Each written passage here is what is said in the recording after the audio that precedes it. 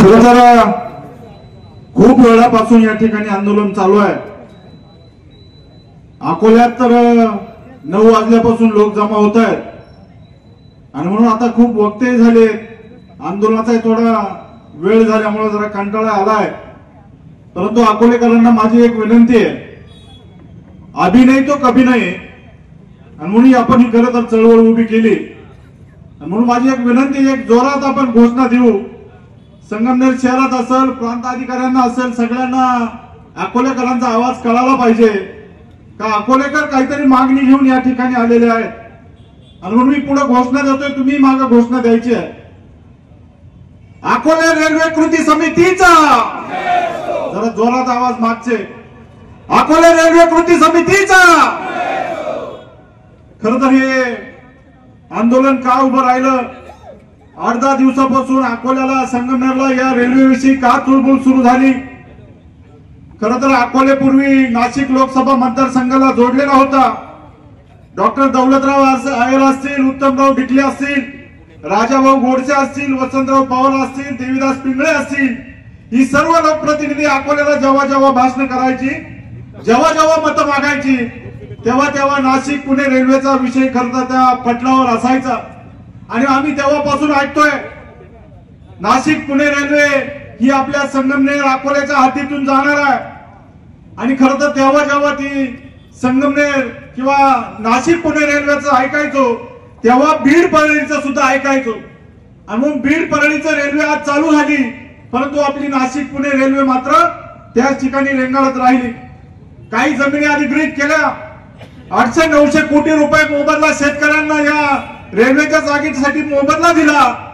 पुन्हा एक खूळ आलं का जी काही नाशिक पुणे रेल्वे आहे, जिला आपण हायस्पीड म्हणतो, मिनी हायस्पीड रेल्वे म्हणतो, जी काही 2 तासात नाशिकवरून पुण्याला जाणार आहे, तिला मात्र आता 6 तास वेळ लागणार आहे। या ठिकाणी संगमनेरचे प्रथम नागरिक आमदार अमोल खताळ येत आहेत, त्यांचं या आमच्या आंदोलनात स्वागत। या आमदार साहेब पुढे। आणि म्हणून मित्रांनो बघा, साधं सोपं उदाहरण आहे, आपण अकोल्याला संगमनेरच्या माणसाला जर अकोल्याला यायचं असेल तर चिखली धांदरबाग फाटा हा सरळ मार्ग आहे। आणि त्याच संगमनेरच्या माणसाला म्हटलं तुला जर अकोल्याला यायचं असेल तर तू घारगावला जा आणि मग अकोल्याला ये, असा मार्ग होऊ शकत नाही। अकोल्याचा माणूस घारगावला जाईल आणि मग संगमनेरला येईल, असं मित्रांनो होत नाही। आणि म्हणून हा जो काही जो शहरांचा विकास झालाय, मुंबई नंतर पुणे असेल, नाशिक असेल, ही शहर विकसित झाले। आणि म्हणून सुवर्ण त्रिकोण या सरकारचा उद्देश होता, सुवर्ण त्रिकोण करायचा। पुणे, नाशिक, मुंबई, म्हणजे नाशिकवरून पुण्याला, पुण्यावरून मुंबई आणि मुंबईवरून परत नाशिक, हा सुवर्ण त्रिकोणाची संकल्पना मित्रांनो होती। आणि म्हणून त्याला कुठेतरी खोडा घातला गेला। आणि म्हणून आज ती रेल्वे डायरेक्ट नाशिकवरून शिर्डीला जाणार, शिर्डीवरून अहिल्यानगरला जाणार आणि मग पुण्याला जाणार, मधली सगळे तालुका वंचित राहणार। काल मी शिवाजीराव आढळराव पाटलांची सुद्धा मुलाखत पाहिली। आता पुण्याचा उत्तरनगर जिल्हा या नाशिक पुण्यावर अवलंबून आहे। आज ती चाकणची ट्रॅफिक असेल, पुण्याची ट्रॅफिक असेल, आणि रेल्वे हा दळणवळणाचा सगळ्यात महत्वाचा मुद्दा आहे। आणि म्हणून आपल्याला सुद्धा विकासाचा सहभाग व्हायचा असेल, आपल्याला जर विकासात जर सहभागी व्हायचं असेल तर रेल्वे अकोल्यातून जाणं खूप गरजेचं आहे। आणि मग उत्तरेतल्या सर्व जिल्ह्यातल्या सर्व तालुक्यातल्या लोकांना माझी विनंती आहे, अरे आज तुमच्या बागा फुगल्या, तुमच्या बागा फुलल्या, तुमची शेती वाणी हिरवेगार झाली, ती फुकट झाली नाही। या अकोलेकरांचा त्याग आहे। अकोल्यात पाऊस पडतो, अकोल्यात धरणे बांधले जातात, अकोल्यातूनच कॅनल जातो आणि मग तुम्हाला ते पाणी येतं, तुमची शेती हिरवीगार होती। याही गरीब अकोला तालुक्याला, याही आदिवासी तालुक्याला कधीतरी मुख्य प्रवाहात येऊ द्या, या विकासाच्या प्रवाहात येऊ द्या। आणि म्हणून तुम्ही सुद्धा भूमिका मांडली पाहिजे का अकोल्यावरून रेल्वे गेली पाहिजे। याचं कारण असं, अरे दळणवळण वाढलं, आपले मुलं नोकरीला लवकर जातील, शिक्षणाला लवकर जातील, दवाखान्यात लवकर जातील, शेतीमालाचा दळणवळण आपल्याला झटपट करता येईल आणि शेतकऱ्याच्या खिशात 2 पैसे मिळतील। आणि म्हणून आपल्याला हा मुद्दा या ठिकाणी मित्रांनो, खरं तर रेल्वे अकोल्याला का पाहिजे तर त्याच्यासाठी पाहिजे। आणि आता जर झाली नाही तर परत कधीच होणार नाही। आणि म्हणून मला एक जण म्हणला, अरे तुमचं सरकार आहे, तुमच्या सरकारच्या विरोधात मोर्चा आहे। अरे अकोला आमच्या सरकारच्या विरोधात मोर्चा आहे। आणि ज्या अकोला तालुक्यात जेव्हा जेव्हा काय मिळालं ना, ते आंदोलनाने मिळालं, चळवळीने मिळालं, फुकट मिळालं नाही।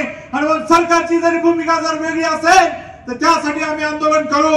चळवळ करू। या ठिकाणी माझ्या समोर अजित नवले बसलेले, तुम्हाला सर्व तमाम लोकांना सांगतो उच्चस्तरीय कालवे होणार नाही असं शासन म्हणायचं। अजित नवले असेल, मच्छिंद्र धुमाळ असेल, विनय सावंत असेल, अरे आम्ही चौघजण या ठिकाणी संगमनेरच्या जेलमध्ये बसलो।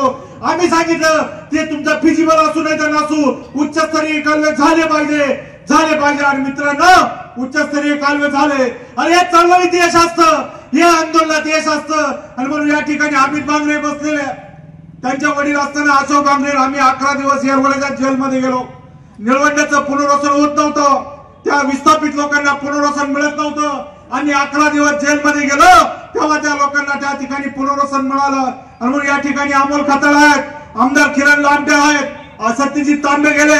काल परवा नागपूरला आम्ही अधिवेशनात आम्ही मुख्यमंत्र्यांना निवेदन दिलं, खताळ साहेबांनी आंदोलन केलं, डॉक्टर किरण लामटेने विधानसभेत प्रश्न मांडला, सत्यजित तांबेंनी सुद्धा त्या ठिकाणी विधान परिषदेत प्रश्न मांडला।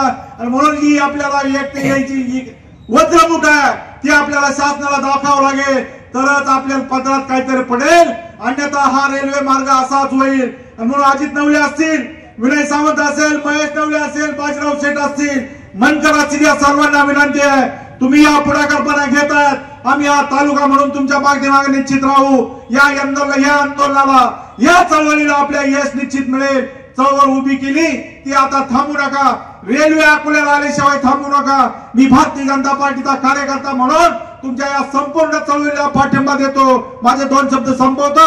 जय हिंद, जय महाराष्ट्र, धन्यवाद।